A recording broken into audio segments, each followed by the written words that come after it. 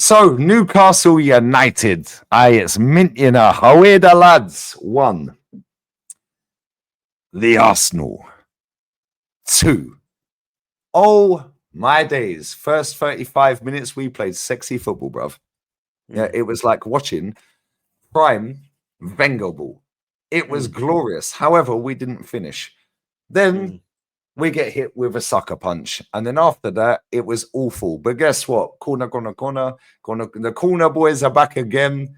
Yeah, his subs changed the game, to be fair, even though I didn't agree with some of them. Yeah, it was boring second half. I thought we were awful. But again, Eddie Howe has shown, that he does have his number to a certain degree. But Eddie Howe has also shown today why he will never be an elite level coach. Taking off Joel Linton, it cost them that game. He did the same against Liverpool, attack, when they were down to 10 men and got back to 2-2. Then they got sucker punch. Kenny, Newcastle away is a great trip.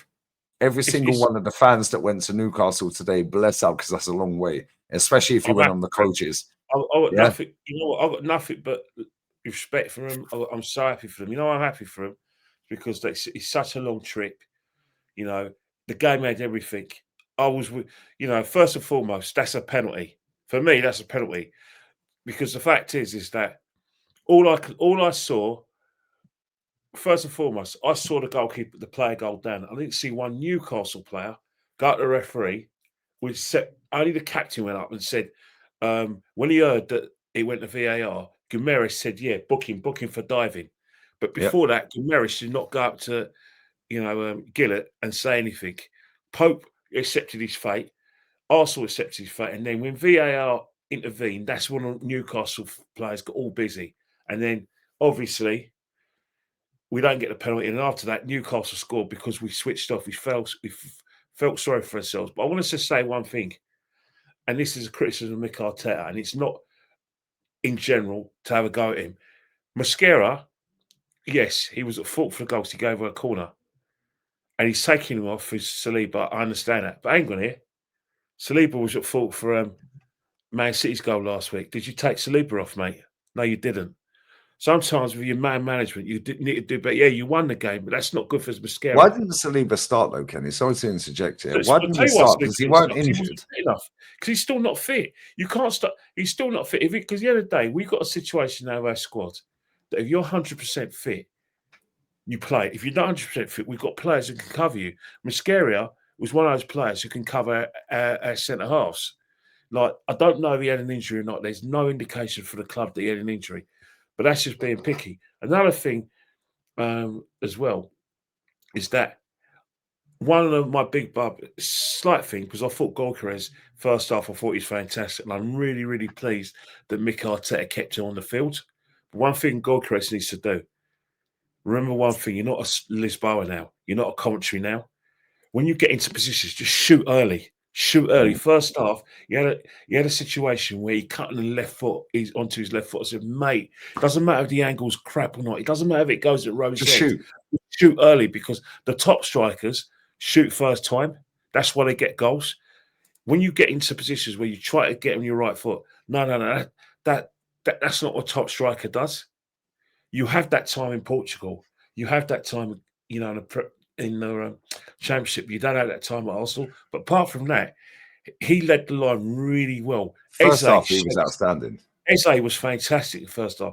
Saka as well. Saka as well. Yeah, but who knew, eh? Who knew? You guys, not you guys, but people told me that Eze is a left winger because that's logical place to play him. No, it's not the logical place to play him. Playing where he played today, where Eze played today, he's not going to be, an Odegaard who's going to just look at pick his passes. He is there to support the strikers and get close to Gyökeres, like win the knockdowns and everything, and obviously go past his man, which he tried to do today. I thought Eze's performance was fantastic, especially when we were on top. Another player that deserves a bit of praise as well is Gyökeres. I thought our defenders, I thought Gabriel looked okay. He had a good battle with Valdemanda, and then for the goal, Gabriel was poor. He wasn't that was awful. was don't try it. Don't try it. Don't get it wrong. Valdemar's taller than you, but don't try it. Don't try it, Conor referee. You're a bit embarrassing there. But you know what? In the second half, it got a bit stale because I thought we accepted our fate. But when Mikel Arteta, one thing I'll give Mikel Arteta credit for is his substitutions. And it's not because of not his substitutions, it's who he didn't take off. He didn't take off Eze. He didn't take off Gyökeres. And that's what I thought, yeah, he's going to try and win the game. Big praise for Mikel Merino. Gets a lot of stick, but I'll tell you one thing, he's got nothing but my utmost respect for the fact that he stepped in. I missed the goal as well, Kenny. My beer delivery. Oh, no, I've still not seen the goal. No, I'll talk you through it. It's basically a corner route. It was basically a corner shock. No, it wasn't even it wasn't even a corner. Basically, it was a short free kick routine. Declan Rice puts in a beautiful cross, and Mikel Merino just wins his header, glances it, and Pope's got no chance. By the time Pope's dived, it's already in the net. And then, but I must say that Martin Odegaard was fantastic when he came on. What he did is that he got Declan Rice up the field. He played that quarterback role, and then I've got nothing but praise for that substitution. Lewis Skelly, he pushed Newcastle back. Gary Martinelli was actually surprisingly quiet when he came on, but doesn't tell a full story. As soon as it got to 8 minutes, I just knew that if we had a chance, we were going to win it. And then a great cross from Odegaard from a corner. Gabriel puts the ball in there. And let me tell you now, the better side won. The better side won. There is no way whatsoever that we didn't deserve that. Yes, Newcastle made the wrong substitutions. Yes, they shouldn't have taken off, Gordon. Yes, they shouldn't have taken off Joe Linton. Yes, they shouldn't have taken off Murphy. That's by the by. But the fact is, if you go by the chances and the saves made by the goalkeeper, we were the better team. But we got a bit of luck because let's face it, the referee evened itself out for us by not giving us the penalty in the first half. He didn't give the one for He didn't give the one that I thought was handball. Oh, that's blatant. With Gabriel. That's a blatant handball. That should have been a penalty. But in a game where, we didn't get any luck whatsoever, I'm glad that the referee used his common sense because at the end of the day, if he gave that penalty after not giving it to us, that would cause a bit of murders. But it would have probably been like 2-1 Newcastle and it got a 2-2. But we've done hard work, but the real work starts now. We've shown for the first time that our manager recognises that we've got some great options attacking-wise. What he needs to do is utilise Eze. Utilise his subs. Trossard, first half, I thought he was really good. He hit the post. Second half, I think he faded. Martinelli's shown that he's a bit of a super sub. But whatever he does, use Eze. Don't just, forget about Eze because, Gyökeres is coming a bit. Sorry, not Gyökeres. Odegaard's coming to a bit of fitness. Eze's shown today what he can do. He's never going to be another Odegaard, but what he can do is beat his man and get into goal-scoring positions because he can potentially get goals from the midfield. Gyökeres getting a bit fitter, but big little criticism: shoot early, shoot on sight. That's what we bought you for. We didn't beat. You don't get that much time. Don't get that much time in this league. Zubimendi, I thought Zubimendi. I thought he was poor today. I thought he was a bit poor, but another thing as well. The biggest worry as well, and we've won today, is Declan Rice's form, because if Gary Neville's saying it, and I've been saying it since last season, you have to affect the game. £110 million. You've got to do better. You've got to. You've got an agenda, Kenny. You got an agenda. No, I haven't got an agenda. If Paul Scholes is saying the same, saying you make. But he's a triad, Kenny. He gets better the longer the game goes on. He's a triad. There's nothing wrong with being a triad. But Paul Scholes on his podcast with Paddy McGuinness and Nicky Butt has said what I said last season. Gary Neville was saying the same thing. Declan Rice basically did the safe thing. He did a very good thing defensively that, he managed to stop Murphy from having a clear shot on goal. But I'm not too funny, right? You need to have been that body. Don't get me wrong. Odegaard coming on helps you be that body. But with so many on the field now who can easily do, kind of the anchoring job, can keep possession ticking over. You need to affect the game a bit more. You're not a number 6. And you're not, and if you're number 6, you're not a very good one. But a number 8 last season, you're making strides. That's a little bit of criticism. But the other day, all eyes now are on Olympiacos. You know, I expect us to win comfortably, and then it's West Ham.